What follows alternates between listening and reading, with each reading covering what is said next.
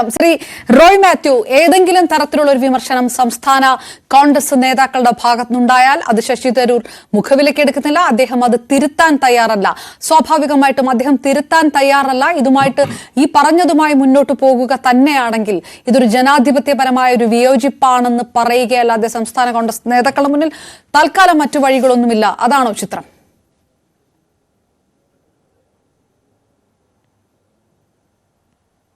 അങ്ങനെയാണെങ്കിൽ കോൺഗ്രസിൽ വാളെടുക്കുന്നവരെല്ലാം വെളിച്ചപ്പാടായി ഇന്നല്ലെങ്കിൽ നാളെ മാറും. ഒരു പാർട്ടിയുടെ അച്ചടക്കം എന്ന് പറയുന്നത് എല്ലാവർക്കും ബാധകമായിട്ടുള്ള കാര്യമാണ്.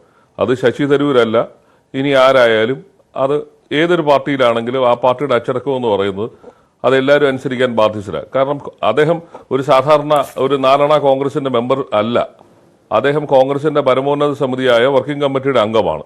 ആ വർക്കിംഗ് കമ്മിറ്റിയുടെ അംഗം പ്രതിദാനം ചെയ്യുന്ന സ്റ്റേറ്റിലെ ജനങ്ങൾ അല്ലെങ്കിൽ അവിടെ കോൺഗ്രസ് പാർട്ടി സ്വീകരിക്കുന്ന സമീപനത്തിനെതിരായിട്ട് ഒരു നിലപാട് സ്വീകരിച്ചാൽ കോൺഗ്രസിന് അംഗീകരിക്കാൻ കഴിയുമോ?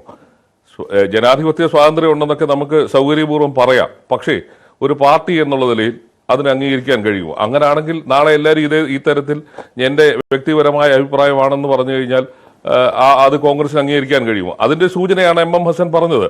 നിങ്ങൾക്ക് അത്തരം അഭിപ്രായങ്ങൾ പറയണമെന്നുണ്ടെങ്കിൽ ഈ വർക്കിംഗ് കമ്മിറ്റി അംഗം എന്നുള്ള പോസ്റ്റ് മാറിയിട്ട് വേണം ആ അഭിപ്രായം പറയാൻ. അതാണ് ഏതൊരു പാർട്ടിയിലും. ഞാൻ ഒരു ചെറിയ സംഭവം ഞാൻ എൻ്റെ ഓർമ്മയിൽ വരുന്നത് ഞാൻ പറയാം. 1994 കെ കരുണാകരൻ മുഖ്യമന്ത്രിയായിരിക്കുന്ന സമയത്ത് അന്ന് ആലപ്പുഴ ജില്ലയുടെ വികസനോന്മുഖത്തിനായിട്ട് അന്ന് അവിടെ ഒരു ആലപ്പുഴ ജില്ലാ വികസന സമിതി എന്നൊരു സമിതി സർക്കാർ താല്പര്യമെടുത്ത് ഒരു സമിതി രൂപീകരിച്ചു.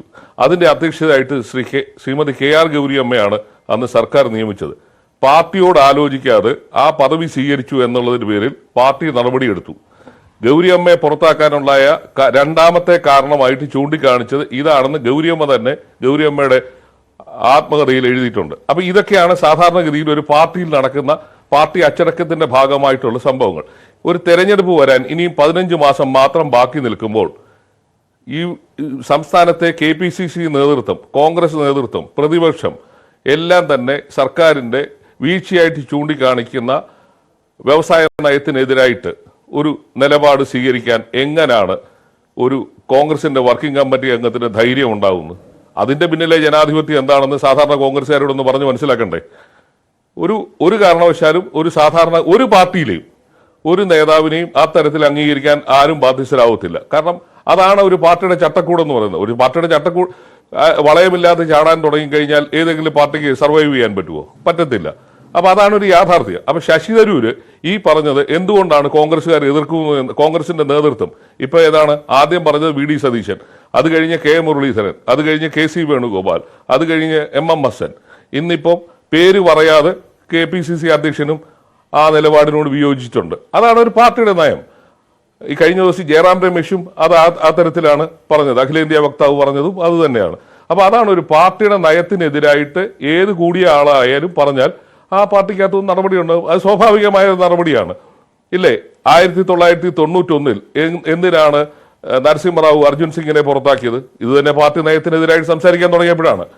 അപ്പൊ അതാണ്, അത് ആർക്കായാലും ഏത് പാർട്ടിയിലായാലും അത് ഉണ്ടാവും. അപ്പൊ ശശി തരൂർ ഈ പറഞ്ഞത് തന്നെ കോൺഗ്രസിന്റെ അടിസ്ഥാനപരമായ നയങ്ങൾക്കും കോൺഗ്രസിന്റെ സമീപനങ്ങൾക്കും കോൺഗ്രസ് പറയുന്ന ന്യായീകരണങ്ങൾക്കും എതിരായതുകൊണ്ട് തന്നെയാണ് കോൺഗ്രസ്സുകാർ സംയുക്തമായിട്ട് അതിനെ എതിർക്കുന്നത്. അപ്പൊ ഇതൊരു പാർട്ടിയിലും അംഗീകരിച്ച ചരിത്രമില്ല. നമ്മളെവിടെ കേട്ടിട്ടുണ്ട്? എന്ത് ജനാധിപത്യം പറഞ്ഞാലും അത് ആ തരത്തിലാണ് പോയിക്കൊണ്ടിരിക്കുന്നത്. അത് നമ്മൾ കേട്ടിട്ടുള്ള നടപടിയെടുക്കേണ്ട കാര്യമില്ല, ഇതൊരു ജനാധിപത്യപരമായ വിഷയമാണെന്ന് പാനലിസ്റ്റ് നിജേഷ് അരവിന്ദ് പറയുന്നു. അതല്ലെങ്കിൽ ഈ പരസ്യ പ്രസ്താവനകൾക്കപ്പുറത്തേക്ക് ഇതിൽ മറ്റെന്തെങ്കിലും ഒരു നീക്കം നടത്താൻ സംസ്ഥാന നേതൃത്വത്തിന് കഴിയാത്ത ഒരു സാഹചര്യം. അപ്പോൾ പിന്നെ പന്ത് ശശി തരൂരിന്റെ കോർട്ടിലാണല്ലോ. അദ്ദേഹം കരുതുന്നത് എന്താണ്? അദ്ദേഹത്തിന്റെ നീക്കം എന്താണ്? ഈ തരത്തിൽ പാർട്ടിയിലെ മുതിർന്ന നേതാക്കളെ പിണക്കിക്കൊണ്ട് അദ്ദേഹം എന്തായിരിക്കും ഉദ്ദേശിക്കുക?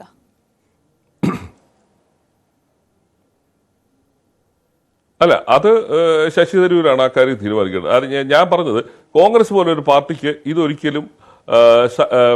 ഇതൊരിക്കലും ദഹിക്കുന്ന ഒരു പ്രവണതയല്ല. കോൺഗ്രസ് എന്നല്ല, ഒരു രാഷ്ട്രീയ പാർട്ടിയിലും പാർട്ടിയുടെ വ്യവസ്ഥാപിതമായ നയങ്ങൾക്കെതിരെ സംസാരിക്കുന്നത് ആരും അംഗീകരിക്കുക. പിന്നെ കോൺഗ്രസ് ആയതുകൊണ്ട് കുറച്ചുകൂടി ലീനിയന്റ് ആവായിരിക്കാം. ശശി തരൂർ മുതിർന്ന നേതാവ്, കോൺഗ്രസ് വർക്കിംഗ് കമ്മിറ്റി അംഗം എന്നുള്ള നിലയിലുള്ള സൗജന്യങ്ങൾ, ഔദാര്യങ്ങളൊക്കെ ശശി തരൂരിന് കൊടുത്തേക്കാം. പക്ഷേ അതൊരു ലിമിറ്റ് കഴിഞ്ഞാൽ കോൺഗ്രസ് പാർട്ടി നടപടി എടുക്കാതിരിക്കുമോ? നടപടി എടുത്തില്ലെങ്കിൽ ഈ പാർട്ടി നാളെ പലരും ഇതേപോലെ തന്നെ തലപൊക്കി പാർട്ടിയുടെ അടിസ്ഥാന പ്രമാണങ്ങൾക്കെതിരായിട്ട് സംസാരിച്ചു തുടങ്ങും, ഇല്ലേ? അപ്പൊ അത് എല്ലാ പാർട്ടിയിലും തന്നെ ഉള്ളതാണ്. ആ പാർട്ടിയുടെ അച്ചടക്കം എന്ന് പറയുന്നത് എന്തിനാണ്? പാർട്ടിയുടെ അച്ചടക്കം എന്ന് പറയുന്നത് എല്ലാവരും ഒരേ ലെവലിൽ ചിന്തിച്ച് പാർട്ടിയുടെ പൊതു നയങ്ങളോട് സമീപനത്തോട് യോജിച്ചു പോവുക എന്നുള്ളത്. ഇപ്പൊ BJPയുടെ ഒരു നേതാവിന് അല്ലെ CPMന്റെ ഒരു നേതാവിന് പാർട്ടിയുടെ വ്യവസ്ഥാപിതമായ നയത്തിനെതിരായിട്ട് സംസാരിക്കാൻ അവകാശമുണ്ടോ? ഇല്ലല്ലോ. അവർക്ക് ആർക്കും സംസാരിക്കാൻ പറ്റില്ല. അതാണ് പാർട്ടി അച്ചടക്കം എന്ന് പറയുന്നത്. ആ പാർട്ടി അച്ചടക്കം, കോൺഗ്രസ് ജനാധിപത്യ രാജ്യ പാർട്ടിയാണെന്നൊക്കെ പറയാമെങ്കിലും പാർട്ടിയുടെ ബേസിക് ആയിട്ടുള്ള കാര്യങ്ങൾക്കെതിരായിട്ടാണ് ശശി തരൂർ ഈ സമീപനം സ്വീകരിച്ചിരുന്നത്. കോൺഗ്രസ് പ്രതിപക്ഷം ഈ അടുത്ത കാലത്തെല്ലാം തന്നെ സർക്കാരിന്റെ വ്യവസായ നയത്തിനെതിരെയല്ലേ സംസാരിക്കുന്നത്. അപ്പൊ പിന്നെ എങ്ങനെയാണ് ശശി തരൂരിന് അതിനെതിരായിട്ടൊരു നയം സ്വീകരിച്ച് അതിനെതിരായിട്ടൊരു നയം പറഞ്ഞുകൊണ്ട് അഭിപ്രായം പറയാൻ കഴിയുന്നത്?